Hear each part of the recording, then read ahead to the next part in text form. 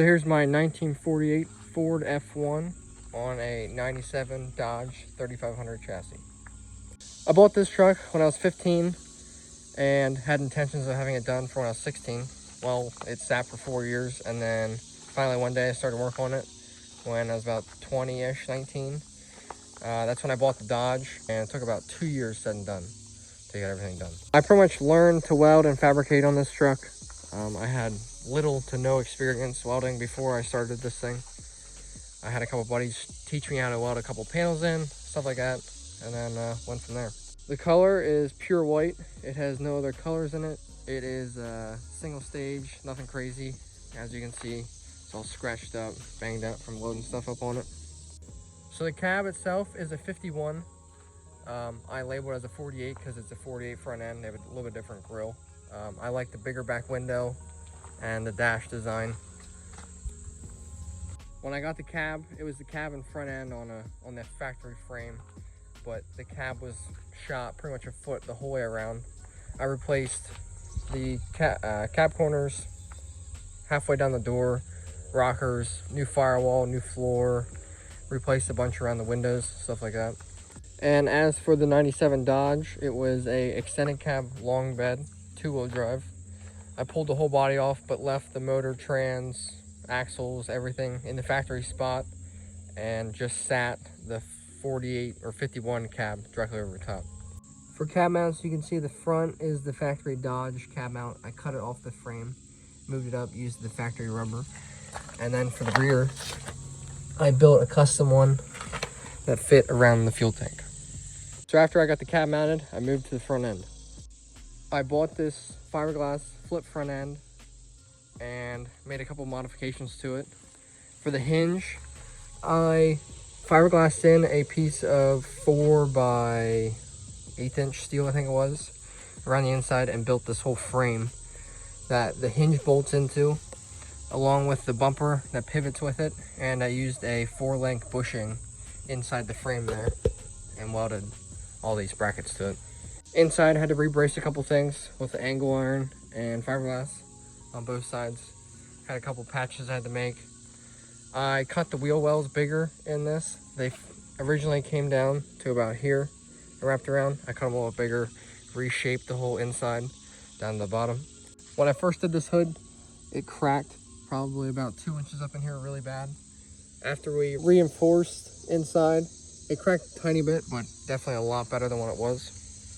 The motor is freshly rebuilt, bored 30 over, bigger injectors, bigger cam, close to stock size turbo. That's to feed the bigger one later.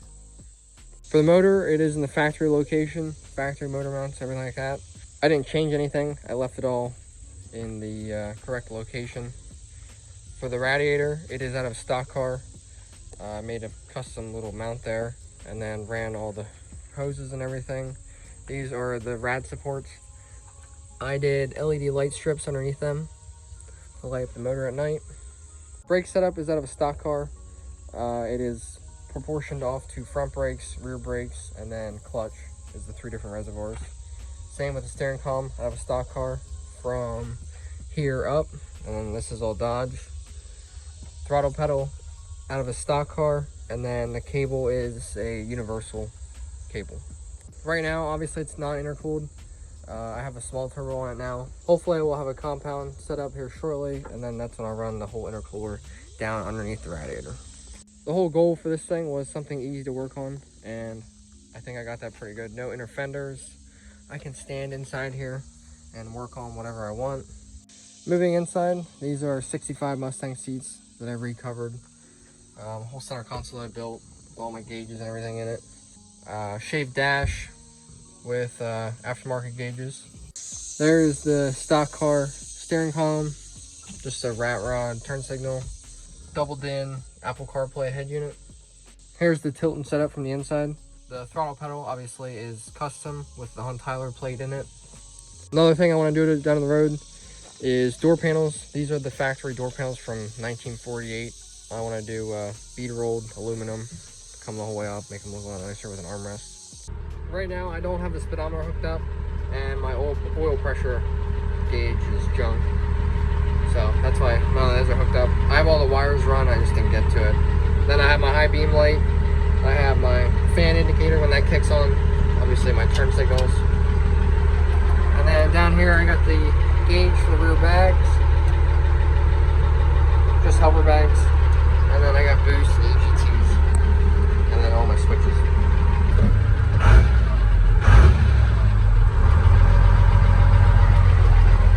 Moving back to the bed, I was going for the welder bed style, but I wanted to keep the old school look with the wood on top. So I built a whole tube base inside this whole bed out of 2x2, 3/16 steel, I think it was. And then inch by inch the whole way around to get the outer shell. And then I had a buddy roll this edge in straight pieces. So I had to cut the angle and cut pieces out of the top of the corners up here to get the radius to bend around. Those are trailer fenders. In the back, sequential taillights set up. I got my license plate light, backup camera, and the hitch behind the license plate, and the reverse light back there. Obviously, train horns, fully polished exhaust. I actually try and use this thing as much as I can. It's a fun drive. I put tie downs in the bed with my tie down or my straps inside that little cubby hole there. As you can see, a ramp slipped out from under me on the golf cart. Scratched the bed up a little bit.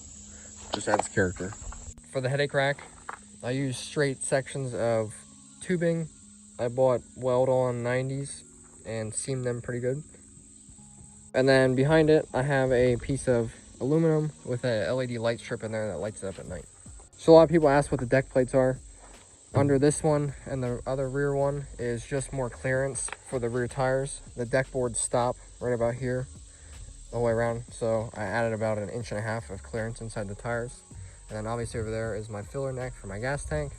It's in the factory Dodge location. This one has my straps in, and that one has my battery box in. Fuel tanks are off of dune buggies, I believe. They are 12-inch by 36-inch.